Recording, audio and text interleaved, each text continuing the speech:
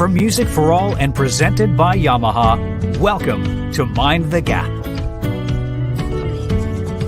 And now, our hosts of Mind the Gap, Cameron Jenkins and Susan Smith.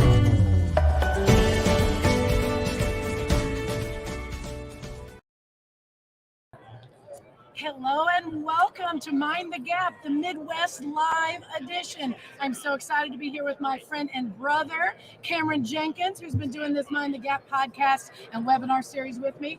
This is what we have created to help bridge this gap for music educators, young teachers, pre-service teachers, to help you understand what's happening in the world of music education.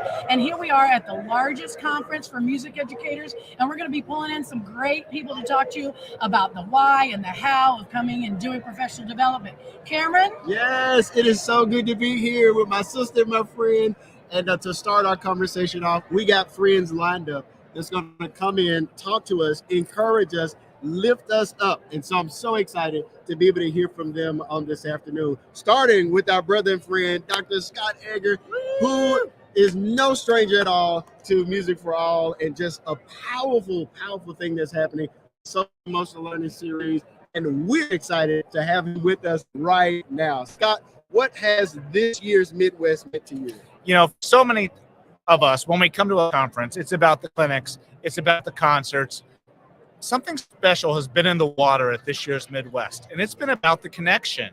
It's been about how have we met people who we haven't seen for a year.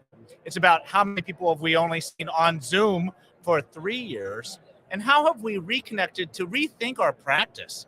You know, so many of the dialogues that we're having at this year's Midwest are about more people, more music, and breaking down so many walls. And I have adored the conversations that have happened in between the clinics. I've met so many people who are like-minded and like-hearted that if we did not have the opportunity to come together here in Chicago before the snow hits, in a space to say, yeah, I have the greatest job in the world, but we have some work to do. Right, absolutely. And the work is happening now. Absolutely. So how do you think that we can take those things back to school? You know, teachers are tired. Teachers Absolutely. are, fortunately, we're all going to get a little bit of a break here in the next little while. You've been working hard as a teacher. How do we take those things back and put them into our everyday practice? Yeah, Susan, I'm tired too, right? We're all, you know, no matter what our reality looks like, we're all at a space of saying, this has been a tough little go for us. We love our jobs, but we need a break. I think we need to give ourselves permission to realize that we are out of balance. And I'm not going to use the word self-care. I'm not going to use the word work-life balance. They're all mysteries, and I'm terrible about it. Ask my wife. But that being said, we need to realize that we are out of balance. And we need to realize that there are some subtle things that we can shift in our own practice to give us a little bit of time. My rule for myself, no night meetings. I come home, the email's off. Yeah. And if someone says, hey, I need to meet you at 7 p.m. Central Time, I say, I'm sorry, let's find another time. Yes. And that's my family time. And that's my detox time. And that's my time to do nothing and be on the couch. And that's something that I'm not good at. And does that mean that there's work that goes to the next day? You bet. But work will always be there the next day. And I have just needed to be better for my own well-being, or otherwise we can't. We cannot. You've heard the adage, you can't pour from an empty cup. It's not going to fill my cup, but it's at least going to shore up my cup so I'm ready for tomorrow. Oh, I love that. And filling your cup happens at Midwest. These moments, these opportunities to connect, they're so powerful. Scott, thank you so much, my brother and my friend, for getting here. Thank you for coming in Always. And saying hello to us and encouraging us and lifting us Thank you. Be safe, be well. Yeah. Come on. Oh, my goodness. Susan. Speaking of professional development Yes. and Hey. making connections, we have another Scott in the house. Yes. Scott Sheehan, the president of the National Association for Music Education, who's a band director in Pennsylvania, Yes. has been here all week making connections, breaking down those walls between organizations. That's right. We're That's so right. thrilled you're here. Tell us why you think that it's important to be a part of a professional organization and to be at things like this. Well, I mean, this is where you are, right? This is where the family is. And I think of music education as a big family, and it's a much smaller community than what we really realize in the big picture of the world, of the country, right? And so I think, this is the place to be, being part of professional organizations. And what's great about Midwest is you've got so many different organizations. You've got all the band associations, the orchestra associations, and then you've got like Music for All, NAFME's here in the house, obviously, and so it's a great place where everybody can come, share ideas, exchange thoughts. One of the things that I spent some time with yesterday morning was tackling this issue of teacher shortage, teacher recruitment, teacher retention with a coalition. We have a big coalition of lots of different associations and organizations. And so we're really trying to come together to help solve big problems.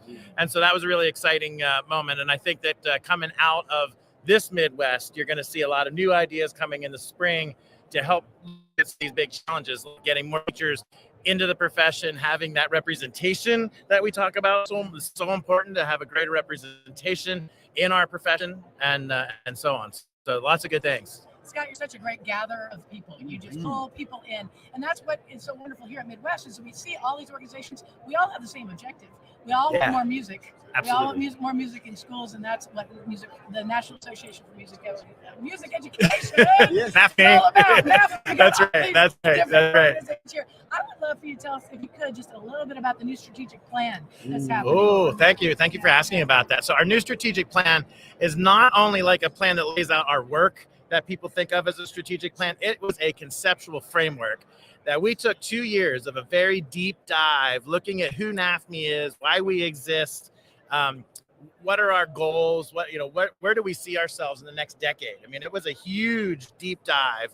And from all of that introspection and working literally with thousands of our members that had contributed to this conversation, we have a very powerful plan because people can see themselves in NAFME, in music education, and to know that they have a place to belong. So the quick version is we've got advocacy and public policy first and foremost. And that's the work that people know we do. We're on Capitol Hill. We're lifting up the work the states are doing in their state capitals and the MEAs and all that. So advocacy and public policy. We're continuing to work with teachers, support every individual teacher, our professional learning and growth hub for the cornerstone, the strategic plan. And then music research and music teacher education. That's huge. That's part of what I was talking about with this coalition, looking at the systems of people to come into the program, get into the profession, come out, support those teachers in their first few years, making sure we're working with collegiates, right? That's our collegiate people. And then finally looking at all of this work through the lens of the music education so that everyone knows that there are opportunities that are there that are equitable so that the people that haven't had those opportunities before have a chance. And that's what we want people to know about NAFME is that you can see themselves. There's a place here. Our table is huge, and we want everybody to know they belong. Yes. I love it. Inclusive, not exclusive. Absolutely. That's what music Absolutely. Yes. And shout out to all of our college students, all of our music ed majors. Absolutely. Like last night was phenomenal. Yes. Oh my goodness. To see all the faces and the excitement. I was like, yes. Quick commercial. If you haven't followed NAFME Collegiate Official, Yes. you have to do that and check out what all these other chapters are doing.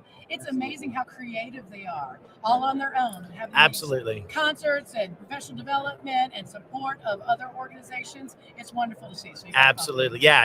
And I think that's the thing, Susan, that you bring to the table for us at NAFME is that you are helping us connect the dots, right? That's her thing, connecting the dots intentionally to know that there are, again, I say this all the time, there's a place for people, and collegiates is where it's at because they're the future. They're the next step. They're the next person in the door. It's not only going to be the next teachers, but the next advocates, right? The next supporters, the next working within their communities, that community leader, those thought leaders. So it's great that we're doing this collegiate work. So thank you. Oh, thank you for the opportunity. We heard this all through Midwest about how we have to get out of these silos. We have to connect through people, and that's what you're doing at NAFME right now, Scott. So I'm trying. That you're the president. You're our president. Well, thank you so much. Great to be here with you guys. Yes, Appreciate it. Absolutely. My brother, my friend, thank you for stopping by. Absolutely. And can't wait to continue to connect with you and do a pop-up things. My brother. Right. I love you, man. Yeah, So love you good guys to see too. you. All right, Yes. thank you. Absolutely. All right, you guys, I know you got people here. Yep. Yeah, you're good. You're good. Yeah, Julia. Come on in. Tap me in, Dr. tap me Madness. in. Yes, What's up, yes, everybody? yeah. Oh my goodness. So this has been an exciting Midwest. I mean, it just really has. Coming out of the pandemic, coming out of last year, And now this year, some powerful conversations have taken place. And so we wanted to hear from you, my friend. What has this year meant for you? So, talk about powerful conversations. I had the privilege to present at Midwest for the first time. I've been coming to Midwest for 17 years, and I never thought I'd get to a place to be on the stage of all these people that I admired, all these people who had such awesome words of advice and guidance that I've taken into my own teaching. But then it happened. I submitted, and 2 Hey! got it.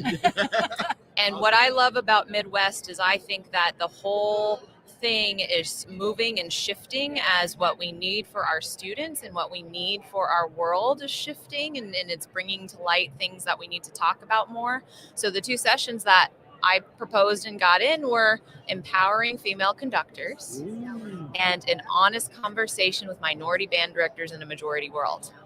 And can I tell you, I would have been happy if 2 people showed up. It was a full house, standing room only, in the biggest rooms possible. Awesome. And to me, just the people that showed up, looking at the people in the crowd for the Empowering Women Conductors presentation, which was put together by myself and LaToya Webb. I want to give her a shout out. It wasn't just women in the room. Right. It was allies. It was male identifying mentors. It was people non-binary. It was all these beautiful things that make what we do beautiful. And what I love about Midwest is you can see that in action, in real time. Yes. And it was beautiful. It was a wonderful moment. It was powerful. I was there. I could feel the energy in the room and then beyond the room. See, that's what I love about these kind of professional development opportunities. It's not the conversation that happens during the session. It's what goes beyond the session. During dinner, after the Absolutely. session. Yes. And being open to those opportunities. The 3 of us Uh-huh. had not met in person. Right. This Previous is it. hour. This is And it. this power trio here happened on Zoom. Yes. And I have a feeling that we all change each other's lives just to be able to have the opportunity to collaborate together. Yeah. And the Canva queen over here, Oh my gosh. she is like all Yes. about making that happen. And then Cameron, you lift so many people up. And I think that, if I had advice to give to young teachers, it's that you don't have to, Scott Sheehan says this all the time, you don't have to wait to be great. Right. You don't have to wait to create a moment, and you can make these opportunities happen for yourselves. And it wasn't until I was 50 that I started thinking that people were listening to me, but it turns out we have these opportunities that come all the way along the way to make an impact on our community, about our area, and other teachers, and lift each other up. Right. And you don't have to wait to find a space you fit into. Create the space that you fit into. Right. And this is a really cool space right here. This We is didn't really even awesome. say We are Julie is here. at Rutgers University. Oh, yes. Director of athletic bands, right? Assistant director of bands, and I am on conducting and music ed faculty. I help Dr. Todd Nichols, who's our DOB with the marching band, and he runs his ensemble as well. So I love it. It's kind of like our credence. We team teach all the things, and our students see that. That's also something that I want to point out. Like, you are a team player, and if you want to build the culture where your students see you excel in all things because you want them to have an opportunity to excel in all things, you participate in all things. You are a musician and an artist, not a conductor of this educated marching band. You are an artist, a communicator, a fellow forklift person, Yes. all of these things. And the tools for which you do it are different types of music. Yes. We're modeling one way or another all of the time. Yes. Absolutely. Susan, just before Julia goes, I would love for her to talk just for a second about what did it mean for your group of students at Rutgers to perform at Grand Nats Oh my gosh. in the stadium, just if you could, just for a moment. So, I mean, for high school marching band, people do competitions and they do trips. That's not a thing for college bands, really. So my college band, it was my first year at Rutgers. We had been accepted. It was huge. We were coming out of being virtual for the beginning of the pandemic. And this was their first band trip in a very long time because of the years of being on virtual, because of all of them being college students, not high school students. So we got to take a trip, get on the bus, find whatever DVDs. They had to figure out what DVDs were. It was so ridiculous. And go and experience. And it's such an interesting thing to be the exhibition performer, because you roll up and all of these fabulous high school bands have done the work and they are waiting to hear the results. So there's this energy in the environment, and you could feel it as you walk in, and you're the show that feeds on that energy and gets them hyped up. Yes. They have a great time. They love it. And at like college football games, like you're there for the football game, right? You're also there for the band, but really for the football, right? So to play for an audience that is there for the band was something so unique to my college students. We did our show, a fantastic show, and it's like 7, 8, 9 minutes. It's not a lot of time. We roll off, we walk out. We stayed in the parking lot, and it was freezing, snowing, freezing. We stayed in the parking lot for 2 hours, hugging and crying. I could not get my kids back on the bus. They just wanted to live in the moment. I was like, I want to live in the moment too. It's freezing, but I'll live in the moment with you. For 2 hours, hugging, crying, laughing. And one of my students said, this was the thing that finally made me feel like a real human again after the start of the pandemic. Oh, Wow. what else do you need besides that? I mean, that's why we do it, right? That's exactly That's why. music education. Yes, that Yeah. is so powerful. Sis, thank you so much for stopping by. Oh my goodness! We love you. Thank you for all that you do. Love you guys. Yes. Bye, everyone. Absolutely. That's so powerful. I mean, you talk about the power of Grand Nats, the power of performing in front of a group of people that love music education, and they know the power of music education. Speaking about the power of music education, everybody. my brother and my friend, Jeff Young, come on in here. Tell us about what's going on this summer, what you got planned, Yeah. what's happening. Yeah, so I'm director of camps at Music for All, so I think all year long about summer, you Yes, know, and yes. so Don't we all? and now we're 185 days away from camp, and got the flyer here for the Director Academy, and you know we're talking to directors right now, and you know directors when they come to camp, it's a great experience. It can level up, you know. So we're really excited about sharing camp again at Muncie, Indiana, and you know. It's a one-on-one experience. You counseled a lot of people last year at camp, and directors love that one-on-one time with people who've been doing this forever and have figured out some secrets. And There are a lot of choices in the summer. There's not so much for directors, there are for Right. students.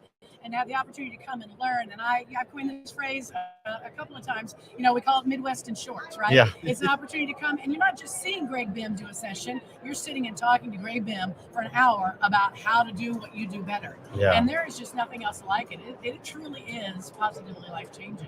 and percussion specialists out there. Yeah. You know, there's nowhere for you to go, Right. and we have that. And color guard instructors. We want all adults who are teaching students.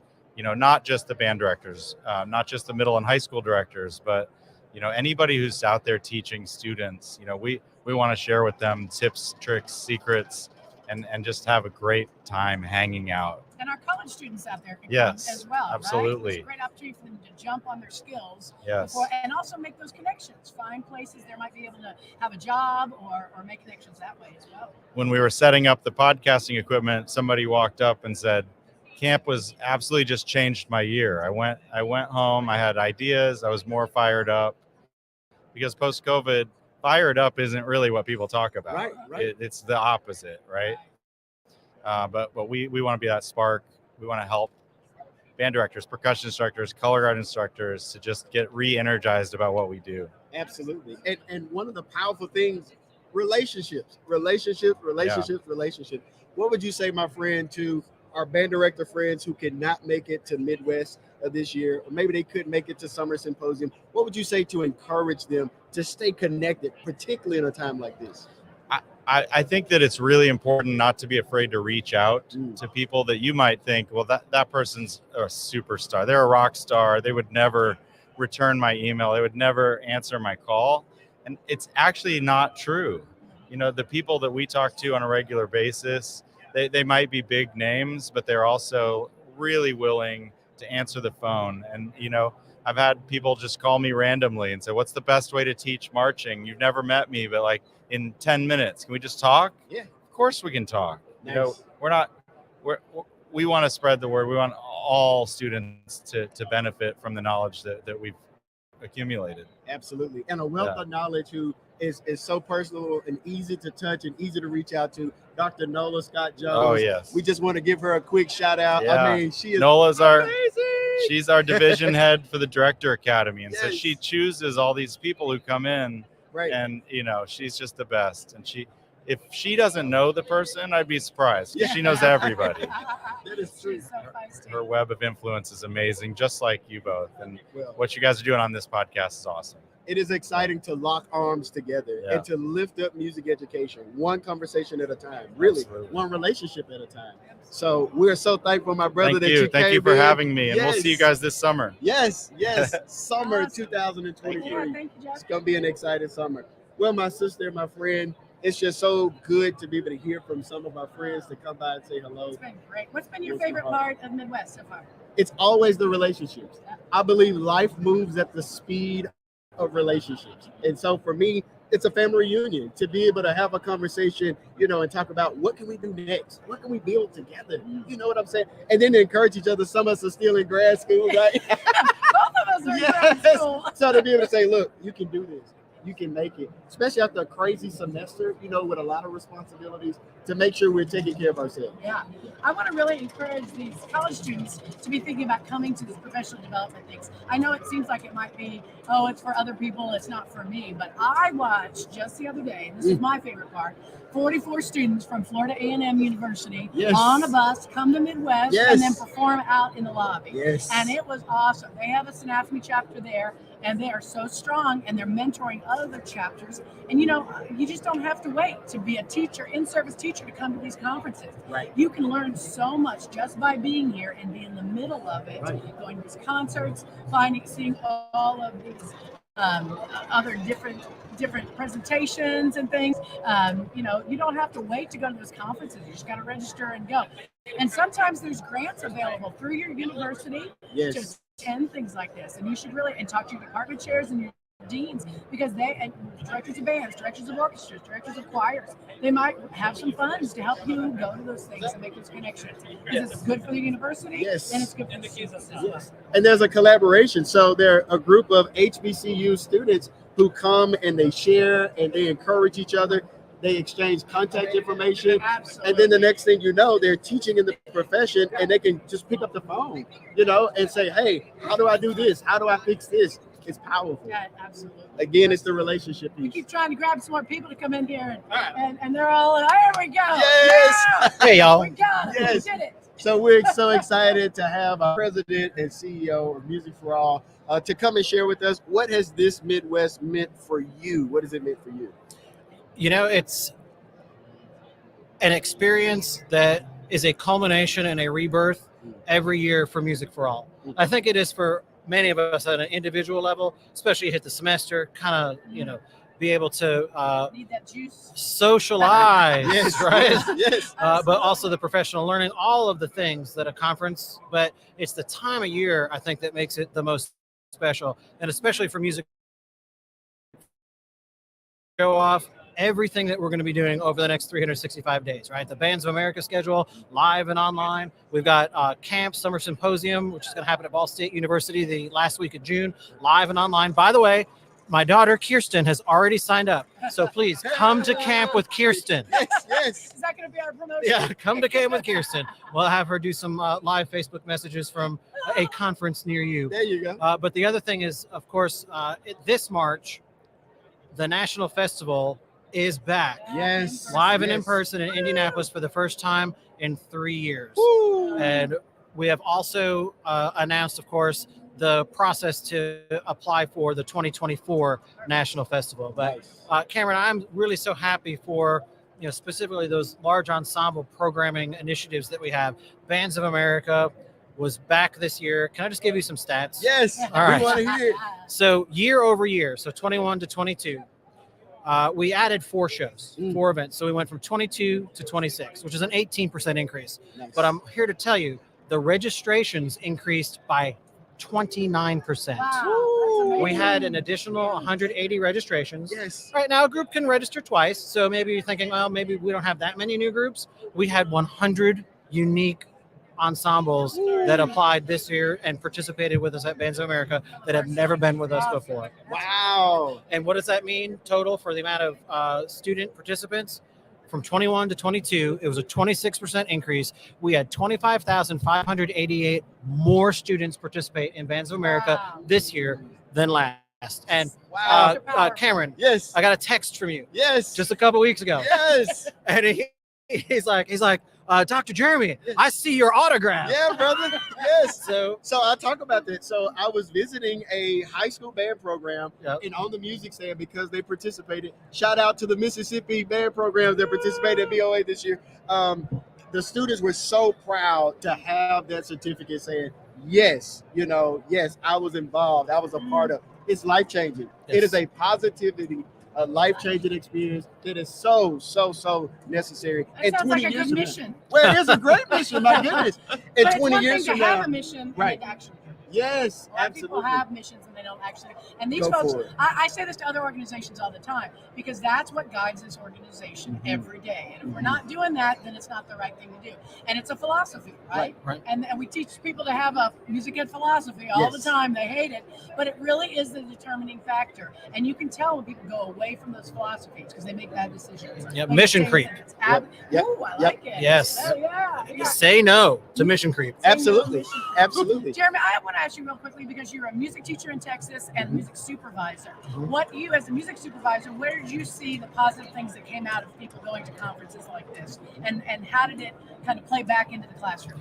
Oh my, the professional learning, and a lot of that is being able to find your tribe, Oh, right? yeah. So that you have folks that you can call and talk to. Yep. That's kind of a real key thing to making sure that you're able to continue with your learning and maintain your sanity Yeah. Yep. all at the same time, right? Absolutely. These jobs are hard. They're necessary, they're vital, they're important, and they're fulfilling, but they are hard. Yes. All right. And yeah, I hate to say it this way. Are they for everybody? Maybe not, but they're for more when we do it together. Yes. And Yes. I think that that's a real key.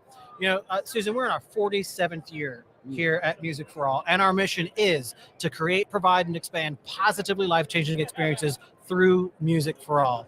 Essentially, we are a nonprofit music education scholastic Mm. advocacy and events organization dedicated to building leaders, celebrating teaching, and the art of excellence. And we thank you guys for continuing this Mind the Gap podcast. This was something that was brought to us at the beginning of the pandemic. What are our needs right now? What about the folks Yes. that didn't get to finish their student teaching? Yep. And that was the catalyst for what we are able to experience today. So, Susan, Thank you for the opportunity. Thank you, to keep it Cameron. going. My brother. Yes. Loved it. Yes, All right. indeed. Thank you so Awesome. much Thank for you stopping all right, in. goodbye, y'all. Well, thank Yes. you. We're going to bring in one more. Yes. Yes. Cameron, let's do it. Come on. Let's do Come it. on. Come on.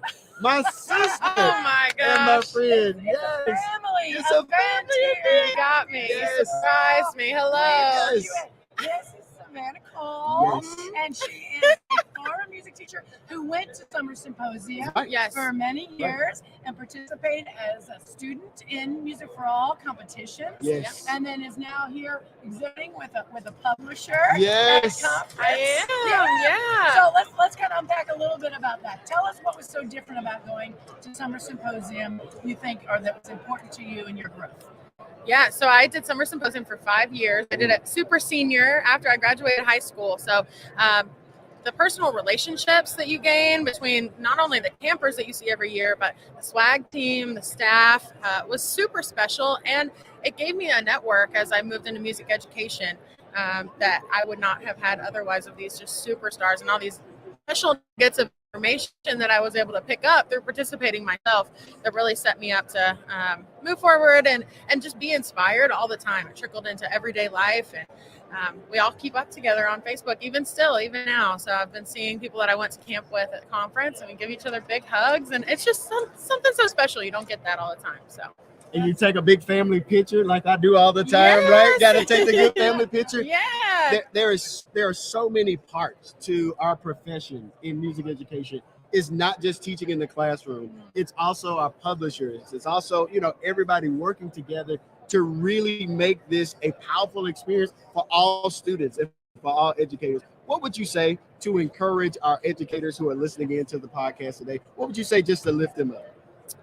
Oh, to lift them up, I would say to lean on each other. None of us have all of the answers, but collectively we have all of the answers, right? Yes. And all of the encouragement. So you find the people that you go to for specific things, right? So if I need encouragement and uplifting, I'm going to go to Cameron, right? If I need, you know, advice on a situation, I might go to Susan, right? And so you have these people that you draw from, and it's important that you build those relationships and use that to move forward, because we're not supposed to have all the answers. Our content area, when you compare it to other teachers, other educators of different content areas, you know, we're not teaching the same thing every year. We're teaching 11 different instruments in band class. You know, we've got ages. Yes, Right, absolutely. Absolutely. We're not teaching the same class period 6 times in one day. Everything is differentiated in every class and every single day. So we're not supposed to know it all. And it's okay to not know it all, and just to reach out to your network and lean on those people. You know, we come out wanting to know it all and not wanting to ask for help. You know, we have to find those mentors. We have to find those people, whether it's in music or not. There could be people in our school that can help us fill out the paperwork or find which way to navigate through different kind of administrative things all the time. But here at these conferences, you have such an opportunity to come back to those people that you met and have them really lift you up. I remember a couple of years ago here, you were having a great conversation with an older teacher on how to deal with things or how to deal with a specific problem.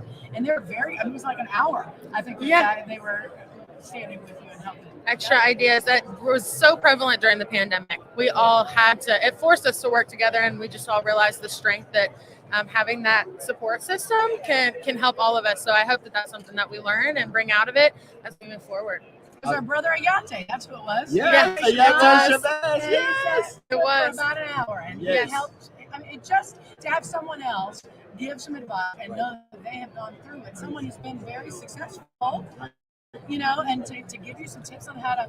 It's just sometimes we don't know how to do it by ourselves. We need folks to help us out. Absolutely. That is the power of being in a place like this. So we encourage all of you, our brothers, our sisters, our friends. We want to see you at the next opportunity to connect, to collaborate. There are tons of things that's happening. Please go to the Music for All website to know all of the dates, all of the details, so you can stay connected during a time like this. Well, it's time for us to shut things down here, but we want to let you know, happy holidays. We're excited about the new year and look forward to being able to share and connect with you. My sister. Quick shout out to our friend Ben, who's running things behind the scenes there. He made it out of here. We're a little worried about the snow here at Midwest. Everybody's kind of leaving a little bit early, and Ben got out and he's running from behind the scenes. But we really appreciate him so much. This was so fun. I'm so glad we're doing this now. We're gonna do this every day. I think, this year. We got a lot of people just standing around and being at the booth. And shout out to the entire Music for All team for making it happen. Yes, the team. The team. Well, take care. Take care. We will see you all next year. Happy holidays. From Music for All and our national presenting sponsor, the Yamaha Corporation of America, thank you for joining us for this episode of Mind the Gap. Yamaha is your partner in music education, not just through instruments and professional audio, but also through teacher resources and support. Visit YamahaEducatorSuite.com as your go-to source for your music program needs and professional development. Music for All's mission is to create, provide, and expand positively life-changing experiences through music for all. Our vision is to be a catalyst to ensure that every child across America has access and opportunity to participate in active music making in their scholastic environment. We are extremely grateful for any donations gifted to our nonprofit organization. If you enjoyed this episode of Mind the Gap, and in order for us to continue providing our free educational resources and advocacy materials, please consider giving to Music for All in any amount at musicforall.org/give.